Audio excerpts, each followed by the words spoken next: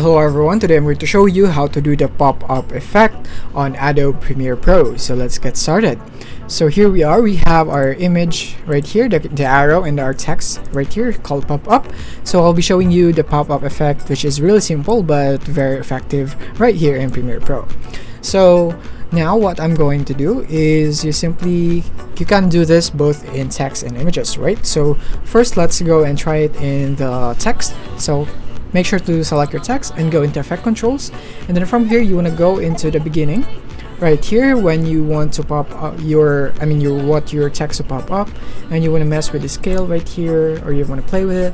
And at first you want to set it into 0 right here, set it into 0, and you want to move 5 frames by pressing your right arrow key 5 times. 1 2 3 4 5, and then you want to set the value into 130, and then you want to go for another 3 frames, so 1 2 3, and then you want to set it into 95, and then you want to go for another 2 frames, so 1 2, and then set it into 100.